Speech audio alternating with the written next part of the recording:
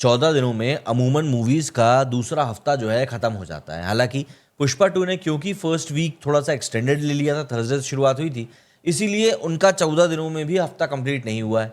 15वां दिन मतलब कल का दिन इस मूवी का आखिरी दिन होगा 2 हफ्तों में। उसके बाद में मुफासा भी थिएटर्स में रिलीज़ हो रही है, जो कि शाहरुख खान की आवाज़ जहाँ पर रहने वाली है। तो एक ऑब्वियस सी बात है कि मुफासा से एक काफ़ी अच्छी टक्कर इस मूवी को मिल ही सकती है। तो यहाँ पर सिंपल सी बात ये है कि अगर पुष्पा 2 को कलेक्शन निकालना है, तो पुष्पा 2 को एक और हाइप की ज़रूरत तो पड़ेगी ही पड़ेगी। ठीक वैसी हाइप जैसे कि दूसरे वीकेंड की ठीक शुरुआत के पहले अल्लू अर्जुन ने क्रिएट कर दी थी, या यूँ कहें कि उनकी झोली में आके वो कंट्रोवर्सी गिर गई थी, जिसमें कि उनको गिरफ्तार भी किया गया, कोर्ट से दूसरी कोर्ट में अपनी एप्लीकेशन भी दी गई और वहाँ से फिर उनको बेल मिल गई। बट समझने वाली बात क्या है? समझने वाली बात यह है कि क्या हम पुष्पा को अब और आगे जाते हुए देख पाएंगे? देखिए, to be very frank, 1500 crore का आंकड़ा मुझे नहीं लगता कोई ऐसा आंकड़ा है जो कि पुष्पा अचीव नहीं कर पाएगी। पुष्पा बिल्कुल 1500 करोड़ के आंकड़े को अचीव कर लेगा, बल्कि एक पॉइंट के लिए तो मुझे लगता है कि 1600 करोड़ के आंकड़े को भी टच कर लेगी। बट कहानी ये आती है कि क्या ये मूवी 1800 करोड़ पे पहुंच पाएगी? क्योंकि बाहुबली 2 का जो कलेक्शन था वो 1800 करोड़ था। अब ठीक है यार, मैं जानता हूं आप में से कई लोग आके यहाँ पे भी कमेंट में लिखेंगे कि भाई आमिर खान की दंगल मूवी जो है, उस मूवी का कलेक्शन 2000 करोड़ था। अब देखिए, आप अगर जाकर अभी गूगल करेंगे ना कि आमिर खान की दंगल मूवी का प्रोपेगेंडा कलेक्शन चाइना से, आपको काफ़ी कुछ चीज़ें वहाँ पर पढ़ने के लिए मिल जाएंगी। तो मैं उन पचड़ों में पढ़ना नहीं चाहता हूँ। सिंपल सी बात है, मैं यहाँ पर ये जानना चाहता हूँ कि भाई क्या कोई ऐसी मूवी जो कि इंडिया में बन रही है, इंडिया में रिलीज़ हो रही है, उस मूवी को क्या कोई वाकई में एंजॉय करना चाहेगा? वाकई में। अब देखिए, यहाँ पर तो ना बजट का इशू है, ना किसी दूसरी चीज़ का इशू है। यहाँ पर सिंपल रियलिस्टिक वे में चीज़ें चल रही हैं। भाई बजट आपको बता दिया गया था 600 करोड़ है। प्री बिजनेस की अगर हम बात करें तो ऑलमोस्ट 800 साढ़े 800 करोड़ रुपए का बिजनेस ये ऑलरेडी कर चुकी है।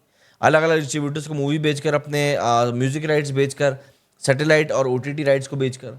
तो ऐसा नहीं है कि इस मूवी के पास में अब पैसा नहीं है। मूवी ने पैसा बेदम पीट लिया है, बहुत तरीके से पीट लिया है।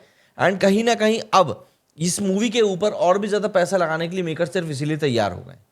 दरअसल जब इसका सेकेंड पार्ट चल रहा था तब कई लोगों का कहना था कि यार इस पार्ट में आप जिस तरीके से काम कर रहे हो वो शायद उस तरीके से ना हो पाए।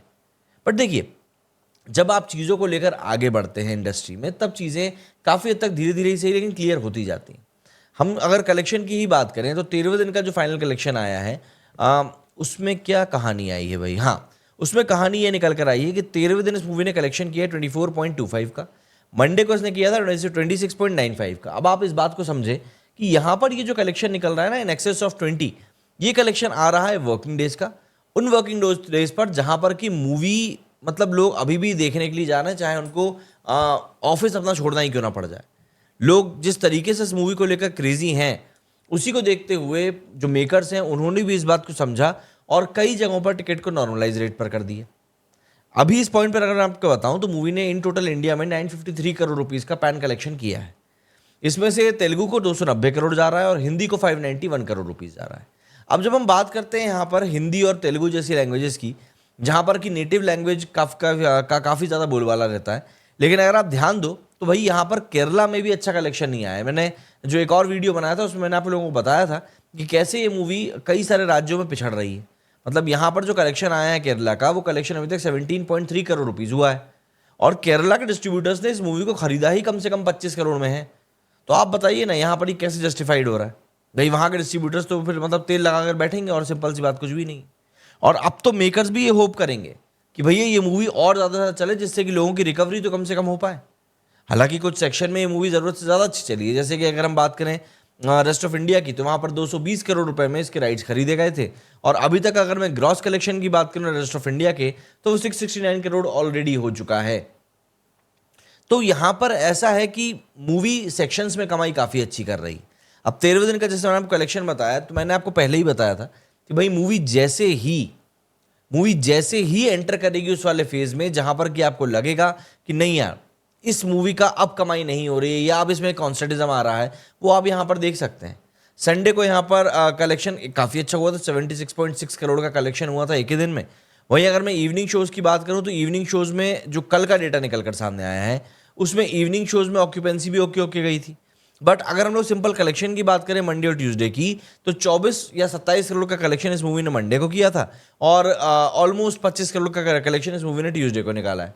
हालांकि ये कलेक्शन जो है अभी भी पास नहीं हुआ है, बट आपको समझना पड़ेगा कि यहाँ पर एक कम से कम एक फैक्ट तो हमारे सामने निकल कर आया है, और इसी फैक्ट के आधार पर जिस तरह का पैटर्न यहाँ पर चल रहा है, लोगों ने वाकई में मतलब मूवी को जो है ना बिल्कुल समझ लिया है कि भाई ये मूवी तो बिल्कुल ताबड़तोड़ मेहनत करने वाली है। आप यहाँ पर देखिए, इस मूवी ने मंडे को कलेक्शन निकाला 27 करोड़ का, ट्यूसडे को कलेक्शन निकाला 24.25 करोड़ का। अब ये कलेक्शन मैं जानता हूँ कोई बहुत बड़ा नहीं है, लेकिन आपको ये बात समझनी पड़ेगी कि मूवी अपने सेकंड वीक में है और वो भी वर्किंग डे पर।